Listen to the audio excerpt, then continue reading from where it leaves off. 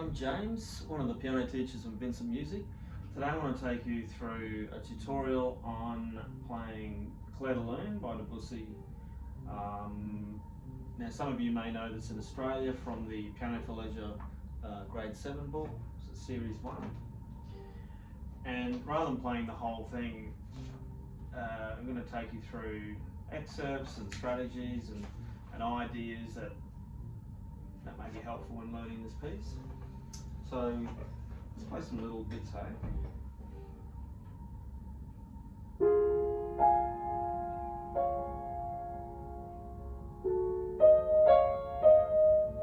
Now, even it's very open, pianissimo, it's very soft. So I'd usually use the unicorda pedal, and you can use it for quite a lot of the piece. It's a generally quiet piece, up to the point of somewhere after bar 37, 39, in the middle of that crescendo, you might want to bring it up and swap to trade quarter, to no soft pedal, and then bring it back in at 43. There's a short thing. You can't play the whole thing soft, but it's a lot easier with the unicorda, staying in that quiet realm.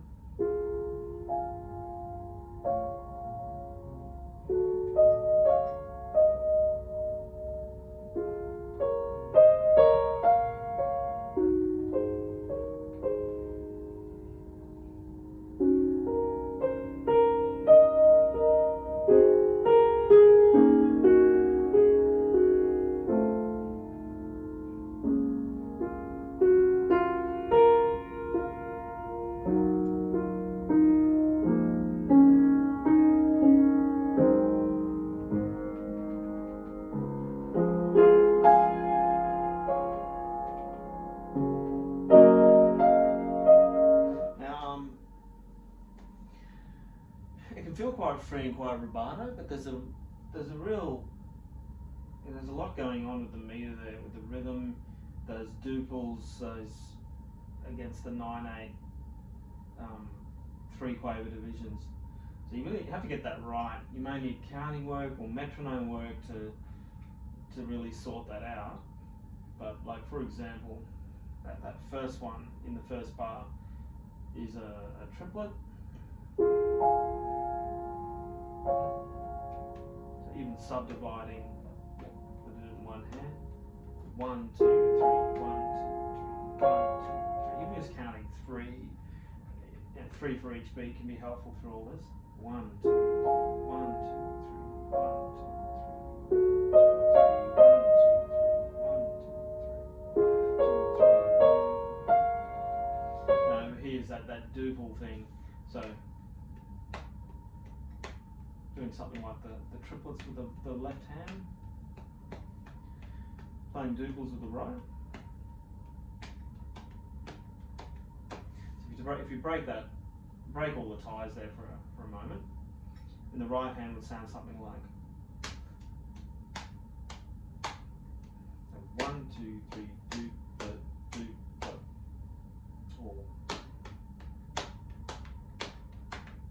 or depends what you want to do to help break it up. You can even use the metronome, keep in time with that. So sometimes your beats divide into 3, sometimes you divide into 2. It's a challenge, but the old tapping it out can work wonders, and then adding the ties back in.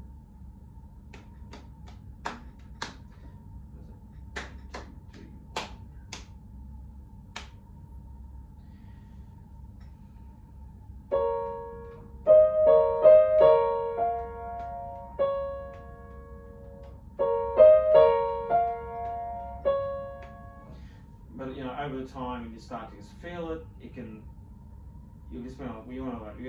you want to be able to feel those pulses and not have to overthink them anymore. But in the end, it can sound, and because there will be a bit of, because you're being expressive and there'll be some rubato, it can end up just sounding floating and a little random. But there's a real rhythm and meter. You got to work all that stuff out.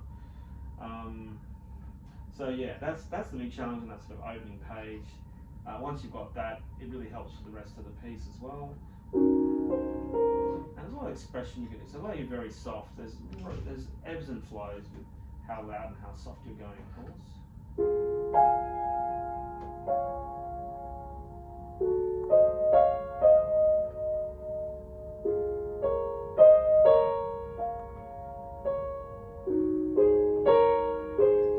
Notice this fingering too. So you have a bar 2. There's a reason we swap from 3-1 to 4-2, as in this edition. If you're trying to keep that smoothness, there's a massive legato happening over that entire phrase. So in order to do that, you have to change the new positions on with your fingering on the new notes. So that's C to E flat. You can call it walking the fingers on. So you've got 3-1 on the C and E flat, and then you're going to move to 2 and 4. And even at the end here, we're going to be 3-2 walking to 4. 3-1, we're going to walk to 4-2.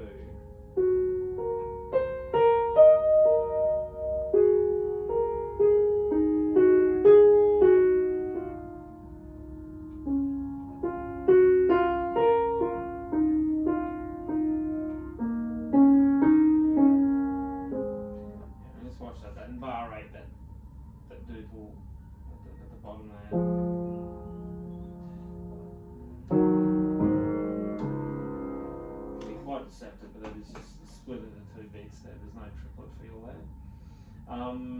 And yeah, as far as the phrasing goes,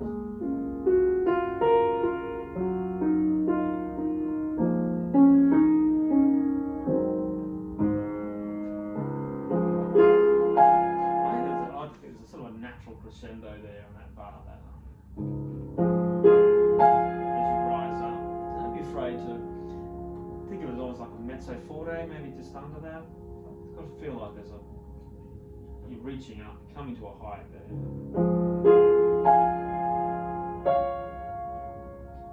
The rich grandiosis comes in here. A bit richer, a bit thicker, repeating that idea. Watch all those fingering movements too. There's reasons for that, for keeping everything smooth where you're about to go.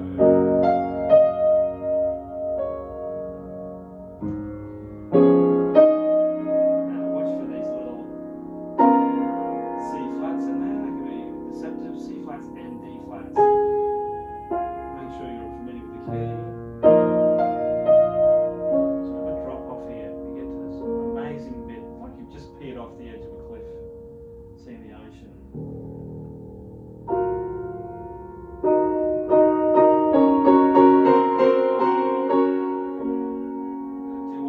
Expression take over that. Such a gorgeous piece there, gorgeous part there.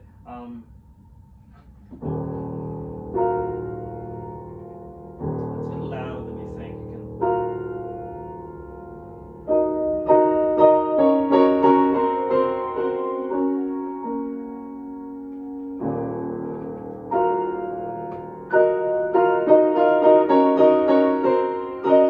Now here, he's got me there.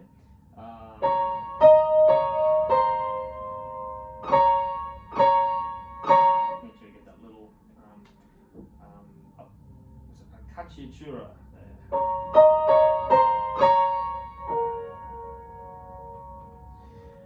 And yes, the fingering really important here.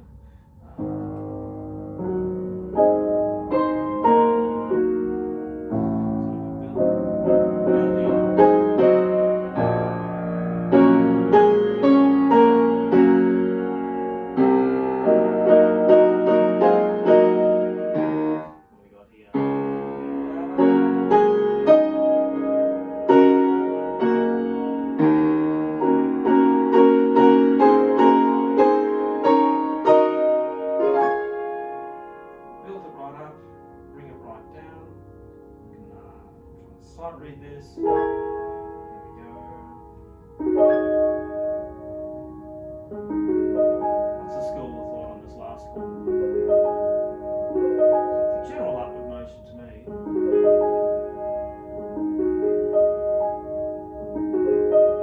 But there is that overlapping. It feels a little weird at first, but you've got that on the left hand and that right hand and A flat. It's is overlapping with that left hand C. So like a harp strumming effect. And then into this new theme here, in Pulco 27.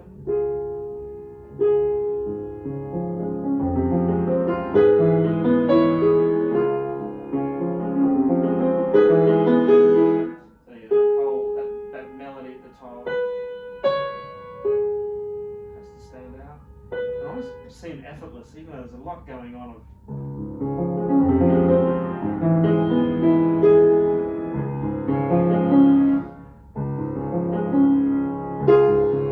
There's a couple ways you can do this. There's that shared left hand, right hand, the bottom broken chords. Now, 5/3 here to go.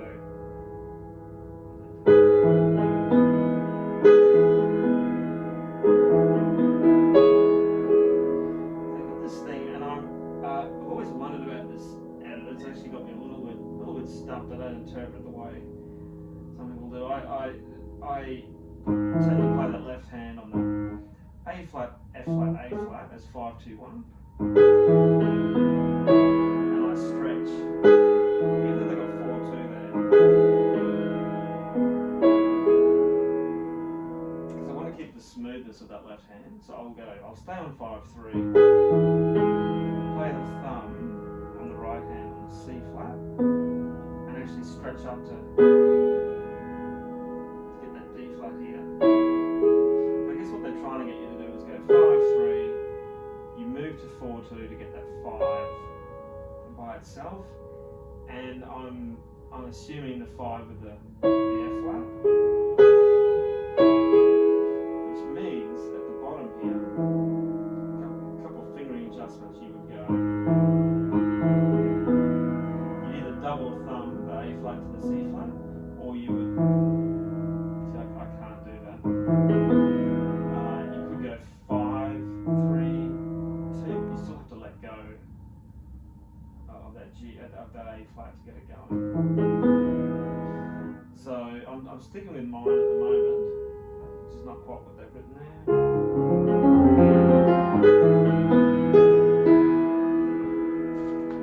This page is massive arpeggio work here.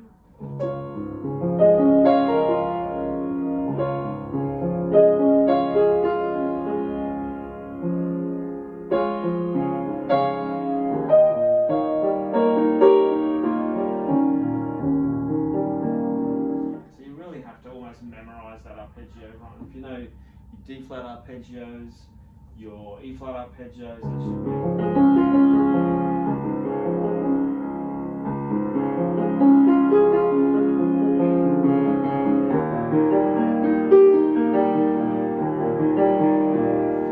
Yeah, that has to be known really well. Just make this melody float over the top.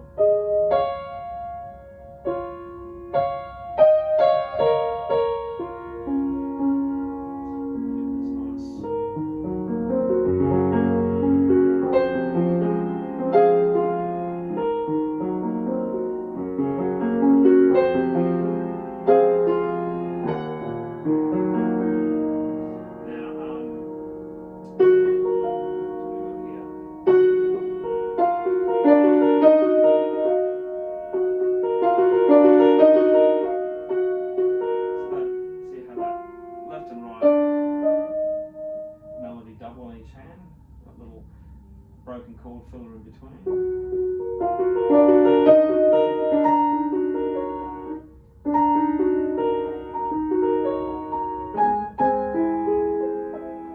you've got this theme coming in again.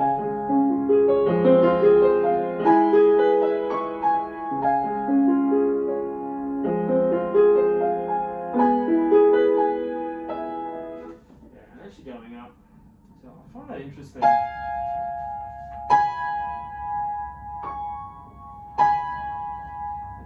Fall there. Yeah, and then N mount comes up. The other mount. So you're starting to get faster. You go through it. I find honest that there's so many similarities at this section, you really need to go over and over and over it to get it all right.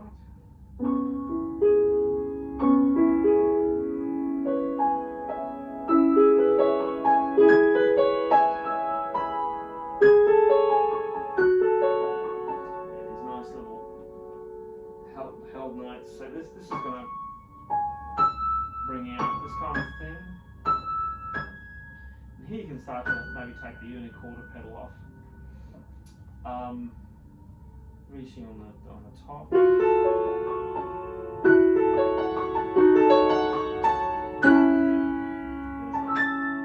It's hard to read those notes, isn't it? A at the top.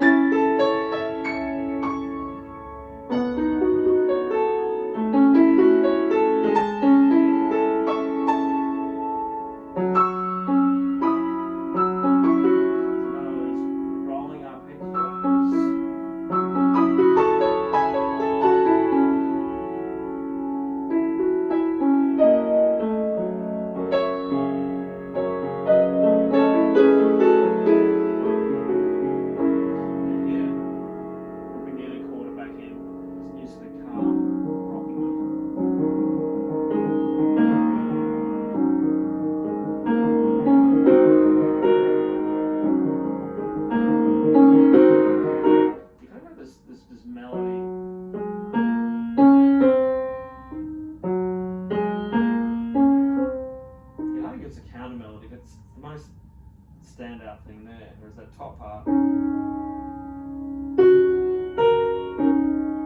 almost a counter melody, I would argue.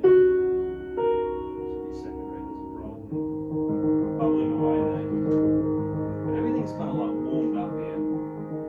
But there's been a change in the mood.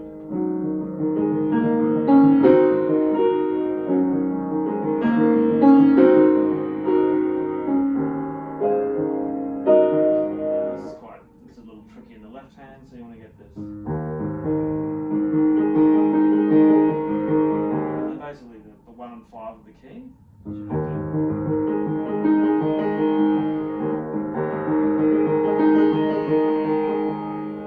get that almost automatic and memorized so you can.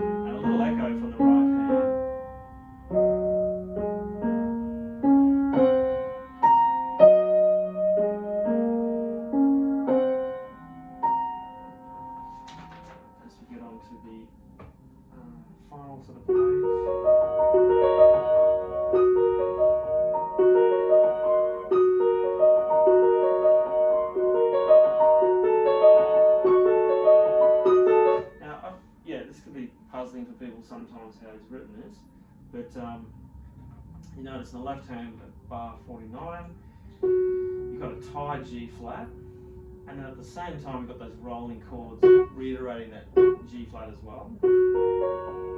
Now the answer's simpler than it looks. You're just basically playing, you keep re-saying that G flat. It's as though I mean, you can do tricky things with the tray chord, the sostenuto pedal, but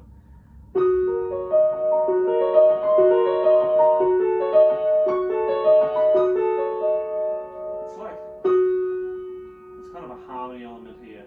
They want to show that you want to make it sound as though it's being held over across. So it's the way you pedal as well.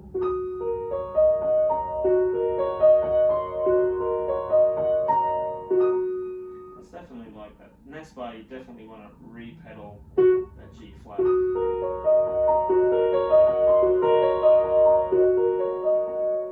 he doesn't want you to change the pedal in there, I would imagine. But here, it's super soft here.